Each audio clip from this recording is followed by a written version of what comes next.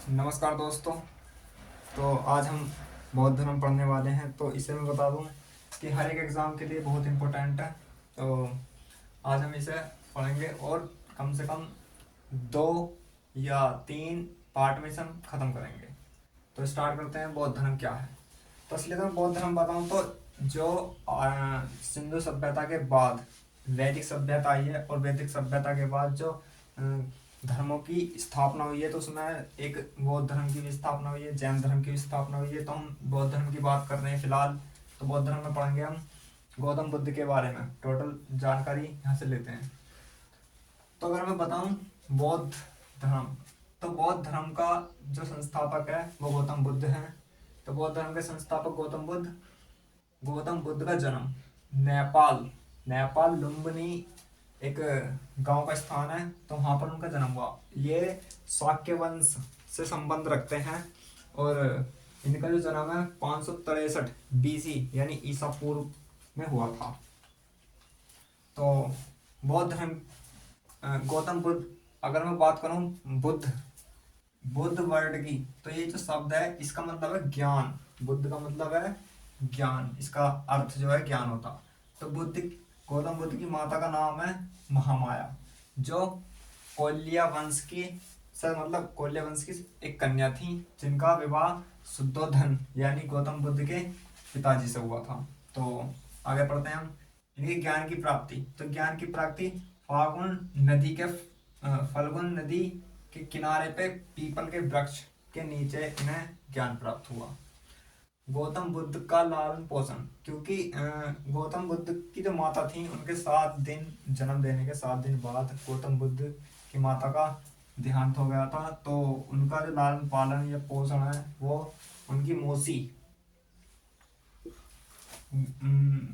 प्रजापति गोमती प्रजापति गोमती ने किया। जो पहली बौद्ध भिक्षु या भिक्षुणी, जो एक महिला थी, वो भिक्षुणी बनी। आगे गौतम बुद्ध के गुरु, तो इनके जब ये मतलब जो है ज्ञान की प्राप्ति में भटक रहे थे, तो इन्हें 2 व्यक्ति मिले जो इनके गुरु बने।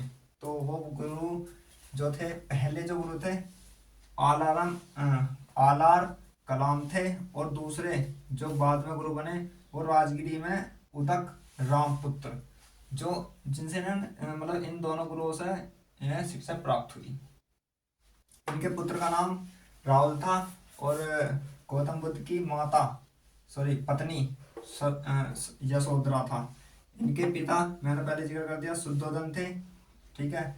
और सुजात वो कृषक वाला था, जो मतलब कृषक वाला जो बुद्ध ने जिसकी खीर खाई थी, तो ये था।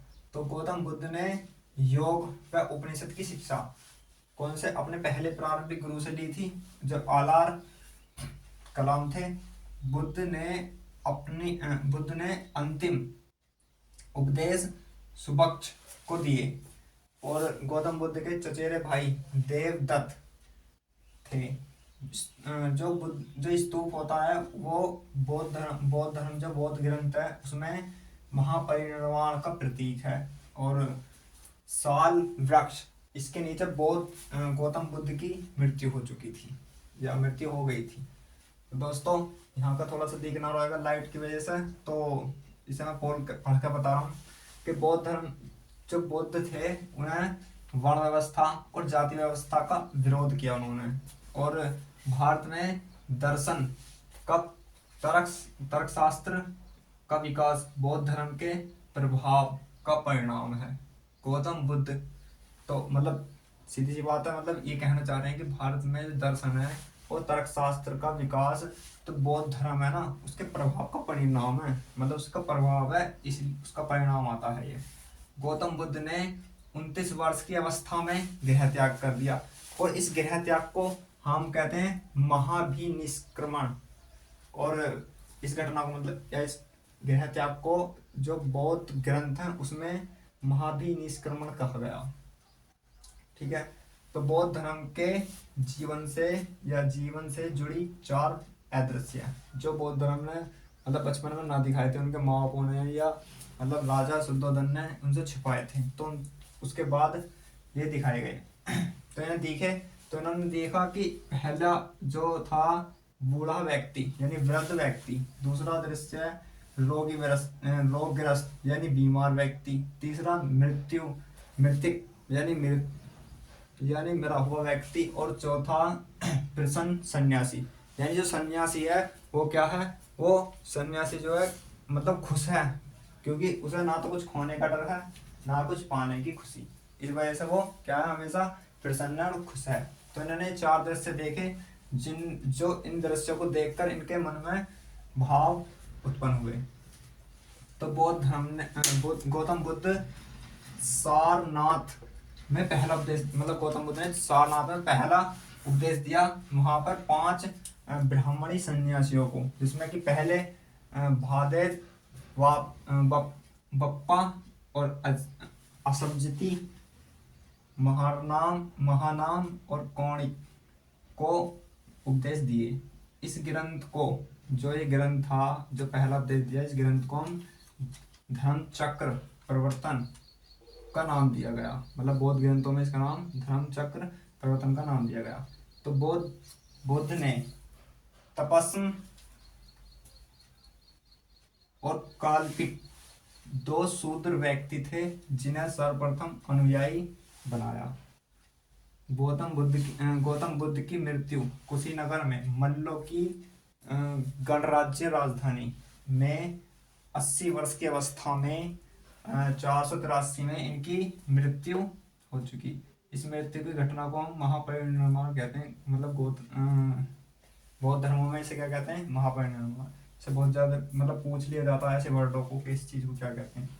आगे हम बात करें तो गौतम बुद्ध के जीवन से जुड़े प्रतीक क्या हैं। तो अगर मैं बात करूं, हाथी, कमल, सांड, घोड़ा, पीपल, शेर और पदचिन्ह और स्तूप। तो इनकी बात करें तो हम इसमें क्या है कि जो हाथी है वो बुद्ध के गर्भ में आने का प्रतीक है, कमल जन्म का प्रतीक है और सांड यौवन का प्रतीक है, घोड़ा गृह त्याग का प्रतीक है और पीपल ज्ञान का प्रतीक है, क्योंकि ज्ञान को पीपल के वृक्ष के नीचे प्राप्त हुआ। शेर समृद्धि का प्रतीक है और पदचिन्ह निर्वाण का प्रतीक है और स्तूप मृत्यु का प्रतीक है। तो आगे है इसमें बौद्ध धर्म के त्रिरत्न क्या है। तो बौद्ध धर्म के त्रिरत्न जो है, नंबर 1 है बुद्ध, दूसरा धम्म, तीसरा संघ। आगे जो बौद्ध भिक्षु थे उनका जो निवास था उसे विहार बोला करते थे, बौद्ध ग्रंथों में क्या कहते थे उसे, विहार। और पूज्य स्थल जो था उसे हम चैत्य कहते थे, चैत्य। तो आज के मतलब इसमें वीडियो में इतना ही है, आगे पढ़ेंगे और इसे हम बहुत कम समय में और ख़त्म करेंगे, कम से कम मान के चलो 2 या 3 पार्ट में से ख़त्म कर देंगे बहुत जल्दी। तो आपको अगर अच्छा लगा हो तो लाइक करो और शेयर करो। Thank you.